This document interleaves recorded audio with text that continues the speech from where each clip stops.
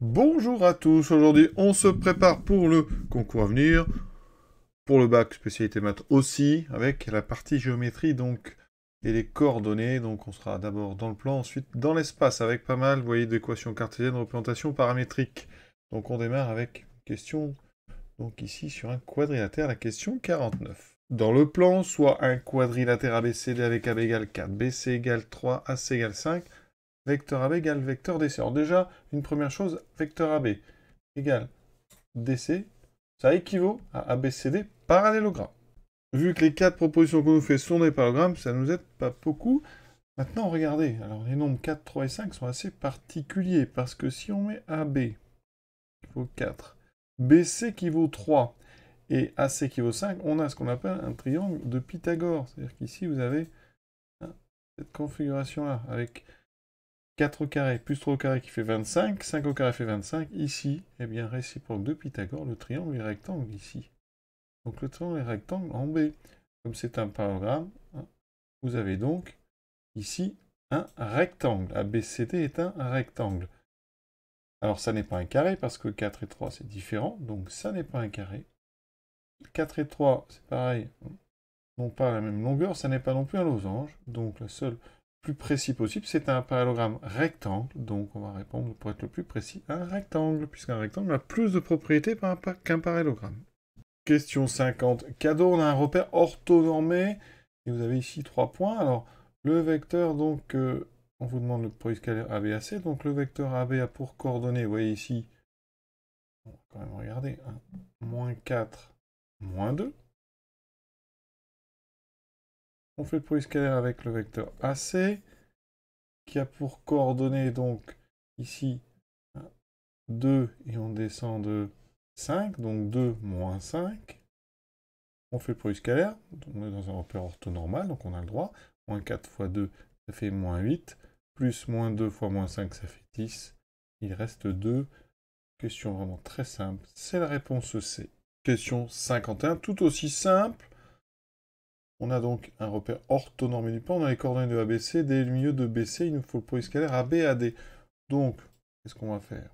Alors, on va calculer les coordonnées donc, du vecteur AB. Donc, coordonnées de B moins celle de A. 1 moins 2, ça fait 3. 4 moins 2, 2. Ensuite, il me faut celle de AD. On calcule tout d'abord les coordonnées de D. Donc, D, c'est le milieu de A, enfin de B et C. Donc, on fait la somme des coordonnées, on divise par 2. Donc, B, ça fait 1 plus 0, ça fait donc 1 sur 2. 4 plus 3, 7 sur 2. Avec ça, je peux avoir les coordonnées de A, D. Donc, 1 demi moins 2, 1 demi plus 2, ça fait 5 demi. 7 demi moins 2, donc ça fait 7 demi moins 4 demi, ça fait 3 demi. Donc le produit scalaire, je le calcule tout de suite. 3 fois 5 demi, 15 demi. Plus 2 fois 3 demi, ça on simplifie par 2, il reste 3. D'accord. Ça nous donne donc 15 demi plus 6 demi, ça fait 21 demi, ça tombe bien. C'est la réponse A. Question 52. Donc ici on vous donne les coordonnées de 2 points dans l'espace, A et B. Et on vous donne 4 représentations paramétriques. Quelle est celle parmi les 4 qui est une de la droite AB? Alors regardez celle de B d'abord. Vous avez 2, 2, moins 2. Là on reconnaît en fait les coordonnées là, donc c'est un petit piège. La question c'est, cette droite, ça serait AB si le point B appartenait aussi. Donc quelle valeur de t pourrait nous donner le point B? Alors B c'est 10, 4 et 6. Vous voyez qu'ici, par exemple, rien que sur les Y, pour avoir 4, il faudrait que je prenne t égale 2. Et quand je prends t égale 2, le x me donnerait 6. 6, 4, et ici, ça ferait donc pas du tout le point B. Ça veut dire que le point B n'appartient pas à cette droite ici, donc ça n'est pas la réponse D. Vous voyez, un petit piège. Alors on peut imaginer que la réponse D, il y a aussi un petit piège, parce que si vous regardez bien ici, on a 10, 4 et 6. Vous voyez ici, ce 10, 4 et 6, c'est donc le point D. Donc si je voulais avoir aussi le point A dans cette droite, ça veut dire qu'ici, il faudrait que j'arrive à trouver une valeur qui donne 2, 2, moins 2. Donc si je regarde la première ligne, pour avoir donc 2, ça ferait 10 plus 8t égale 2. Donc 8t égale moins 8, t égale moins 1. Donc j'essaie moins 1. Si je prends ici, donc moins 1, ça fait 10. Moins 8, ça fait bien 2. 4 moins 2, ça fait 2. 6 moins 4, ça fait pas moins 2. Donc, ça veut dire que ça n'est pas la réponse D. Une chose qui peut être intéressante, après, pour départager les droites, c'est vecteur directeur. AB, 10 moins 2, 8, 4 moins 2, 2, 6 moins 2, 6 plus 2, 8. Donc, un vecteur directeur, c'est 8, 2, 8. Ou alors, si vous simplifiez par 2, ça fait 4, 1, 4. Ou moins 4, moins 1, moins 4. Ça tombe bien parce que c'est ce qu'on a ici. Moins 4, moins 1, moins 4. Ici, devant le paramètre, vous avez en fait un vecteur ici, directeur. Ici, c'est 2, 2 moins 2, ça ne correspond pas. Ça n'est pas collinéaire à AB. Donc le C n'est pas bon parce que votre vecteur directeur n'est pas collinéaire à AB. Donc ça ne peut pas être la droite AB. Donc forcément, la seule réponse possible, c'est petit a. Donc là, au concours, on s'arrête. Sinon, nous, on va aller vérifier quand même que A et B sont bien sur cette droite. On commence d'abord par le point A. Donc on doit trouver les valeurs, la valeur de t pour trouver ici 2, 2 et moins 2. Donc la dernière ligne, 3 moins t doit être égal à 2. Donc vous voyez qu'il suffit de prendre t égale 1. Et pour t égale 1, est-ce qu'on retrouve bien ce qu'il faut? Donc ici, 6 moins 4, 2. 3 moins 1, 2. 2 moins 4, moins 2, c'est parfait. Le point A est bien dedans. Maintenant, on vérifie le point B. Donc, on doit trouver la valeur de t pour avoir 10, 4 et 6. Donc c'est pareil. On cherche 3 moins t égale 4, donc t égale moins 1. Donc regardez, quand je remplace t par moins 1, je dois retrouver les coordonnées du point B. Donc 6 moins 4, ça fait 6 plus 4, ça fait bien 10. 3 moins 1, 3 plus 1, 4. 2 moins 4 fois moins 1, 2 plus 4, 6. C'est parfait. Donc les points A et B sont bien sur la première droite. Donc c'était bien la bonne. Question 53. Dans l'espace, on considère les 3 points non alignés. Vous n'avez pas besoin de vérifier qu'ils sont non alignés, donc on vous le dit. Donc on l'admet. D'accord. Vous avez les coordonnées. Laquelle des droites ci-dessus, dont on donne à chaque fois une représentation paramétrique, est orthogonale au plan ABC? ABC, c'est un plan. Ici, on admet, hein, c'est dirigé par AB et AC. D'accord? ABC sont non alignés. On a bien ici deux vecteurs qui forment une base de ce plan. Donc ce sont ce qu'on appelle un couple de vecteurs directeurs. J'ai calculé les coordonnées, ça c'est simple. Maintenant, pour chacune des droites, qu'est-ce qu'il faut faire? Eh bien, il faut prendre un vecteur directeur qui va être donné par les coefficients du paramètre t et vérifier que ce vecteur est orthogonal à AB et à C. Parce que pour qu'une droite soit orthogonale à un plan, il suffit qu'elle soit orthogonale à deux vecteurs non collinéaires de ce plan. Donc, AB et AC, ça va le faire. Donc ici, je vais calculer à chaque fois deux petits produits scalaires. On commence par la première, donc D1, donc je vais appeler U1, vecteur directeur 1, moins 1, 1. Donc je fais le produit scalaire avec AB.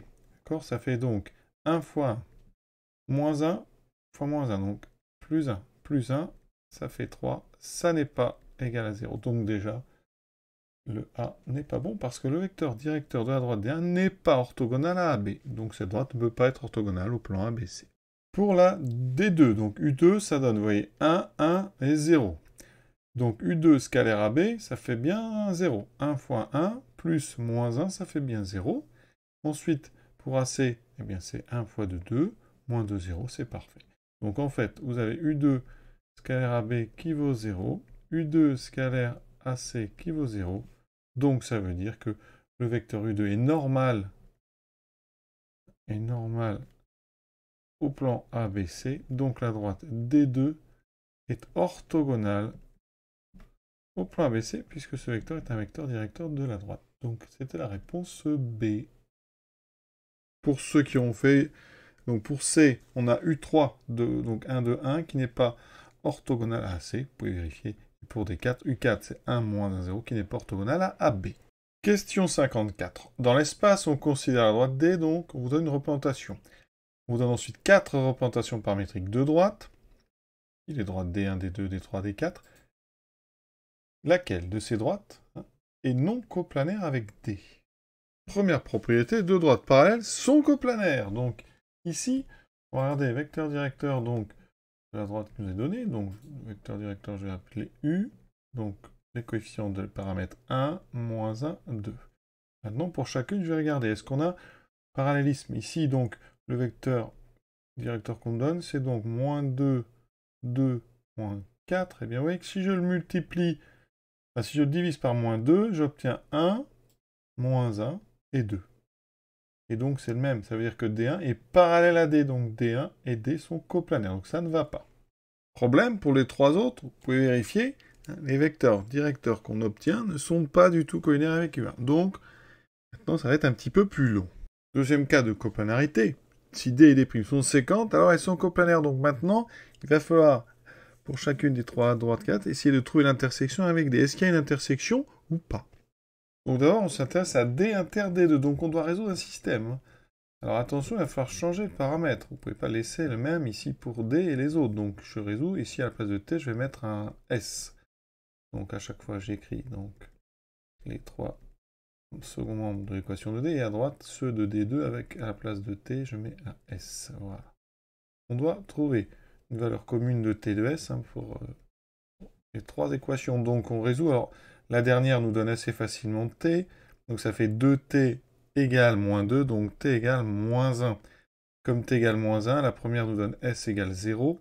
Et vous voyez qu'ici, en remplaçant dans la deuxième, ça fera 2 égale 2. Donc c'est parfait. Ça veut dire qu'ici, pour S égale 0 et T égale moins 1, les deux droites se coupent.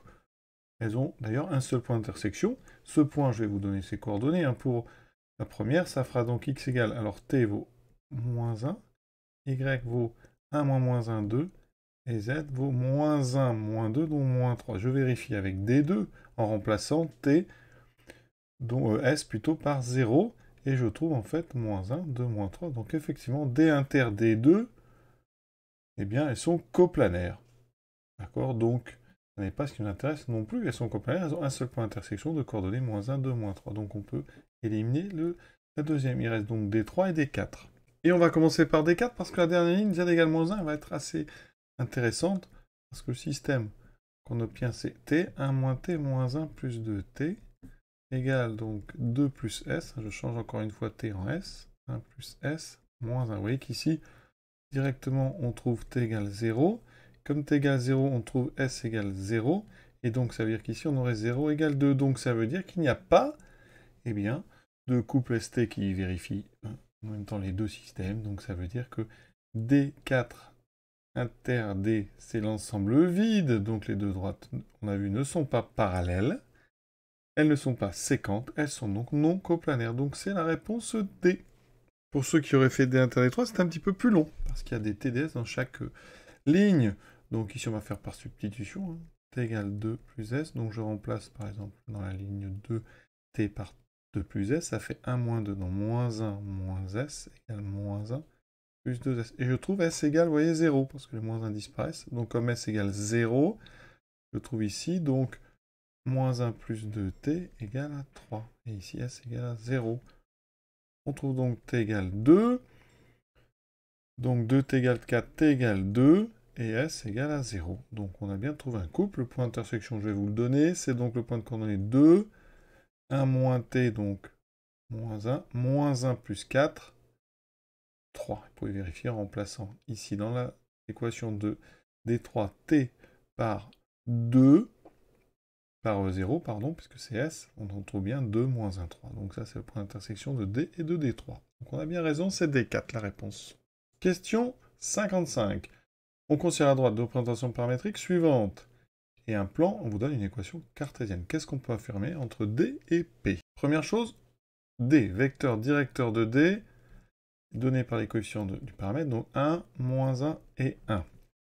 Pour notre vecteur, pour notre plan, on a un vecteur normal donné par les coefficients des variables x, y, z. Donc 2, 1, moins 1. Voilà. Qu'est-ce qu'on peut dire entre u et n? Il faut savoir que, sur ma petite représentation, on a le plan P, un vecteur normal. Eh bien, si la droite est pareille au plan, son vecteur directeur va être orthogonal au vecteur n. Donc on calcule tout de suite le produit scalaire. Donc un, ce qui fait 2, moins 1, moins, ça fait 0. Donc effectivement, la droite D est orthogonale au vecteur n, donc la droite D, elle est parallèle au plan P. Alors après, il y a deux options. Elle est parallèle incluse ou strictement parallèle. Là déjà, elle n'est pas séquente, donc on peut éliminer B et D. Une chose qu'on peut faire aussi directement même, c'est résoudre un système entre D et P. On va, à la place de x ici, on met 1 plus t. Vous avez donc 2 fois 1 plus t, plus y, donc 1 moins t, moins z, donc moins 2 plus t, plus 2 égale 0. Et on résout. S'il y a une solution, c'est que la droite est séquente. S'il n'y a pas de solution, c'est-à-dire qu'on obtient 0 égale 1, par exemple, il n'y a pas d'intersection, Et si on obtient 0 égale 0, c'est que la droite est entièrement dans le plan. Donc ici, on résout. dt, j'en ai combien? 2t moins t, ça fait 1t. Il n'y a plus de t, vous voyez? Il me reste quoi? 2 plus 1, 3. 3 moins 2 plus 2, ça fait 3. Donc il me reste t, 0t plus 3 égale à 0. Donc ça veut dire qu'il reste 3 égale 0. Donc c'est impossible. Donc ça veut dire que D inter P est réduit à l'ensemble vide. Donc elles sont parallèles. D est parallèle au plan P sans le coup P. Il n'y a pas de point d'intersection. Donc ça veut dire que D est strictement parallèle au plan P. Question 56. Distance entre un point et une droite. Alors là, on va utiliser une méthode très simple. On va prendre le point M de coordonnées donc X, Y, Z. Et on va prendre M appartenant donc à D. Ça veut dire que, eh bien, il existe donc T tel que M a pour coordonnées 0, 0, 1 plus T. Et on va tout simplement calculer la longueur M, les coordonnées d'abord. Donc AM c'est donc 0, moins 1, 0, moins 1, donc 1 plus T moins 1, donc ça fait T. Donc ça veut dire qu'on peut calculer AM, c'est la racine carrée, donc on est dans un repère orthonormé, donc on peut utiliser les formules. Ça fait moins 1 au carré, plus moins 1 au carré, plus T carré. Il faut donc ici minimiser. La distance, c'est... Il faut trouver le minimum de AM. Donc comment on fait? Eh bien, AM est minimal. En général, on enlève la racine. Donc, il faut comprendre que AM, la distance va être minimale. Ça équivaut à minimiser le carré de M, parce qu'on n'est que sur des nombres positifs. Donc ça veut dire qu'on va étudier la fonction 1 plus t carré, c'est-à-dire 2 plus t carré. Il faut trouver son minimum. Donc on dérive, vous voyez, ça va très vite, ça fait 2t. Donc on fait un petit tableau de variation. Donc f' de t, ça s'annule en 0, moins 1, 0. Et donc f de t est décroissante, croissante. Donc le minimum est atteint en 0, quand 2t s'annule. Donc ça veut dire qu'ici, on remplace donc le minimum, il est atteint pour t égale 0. Donc ça fera 2 plus 0, ça fera 2. Et comme c'est le carré qu'on a minimisé, AM, distance minimale, c'est pour t égale 0. Donc AM0, ça sera racine de 2. Donc la distance minimale, vous voyez, c'est racine de 2. On a juste un calcul. La longueur AM, on le met au carré pour pas qu'il y ait racine, on dérive pour trouver le minimum. Vous voyez, c'est pas très compliqué. Il faut juste l'avoir vu une fois, évidemment. Autre méthode, très simple aussi, la distance AM est minimale si le produit scalaire M est un vecteur directeur de D est égal à 0.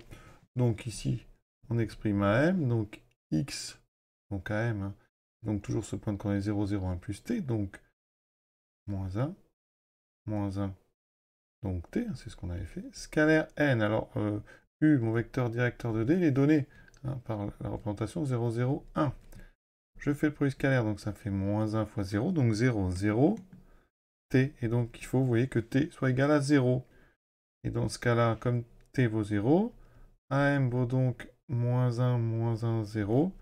Et donc là, vous calculez la longueur AM, ça sera racine carrée d, 3 carré, 1 plus 0, ça fait 2. Vous voyez, une autre méthode. Il faut juste savoir que quand vous avez comme ça une droite, D, un point A, la distance minimale est réalisée par le projeté orthogonal de A sur la droite. Donc c'est pour ça qu'on va chercher un produit scalaire nul. On a terminé cette partie, je vous souhaite une bonne fin de journée, à très bientôt.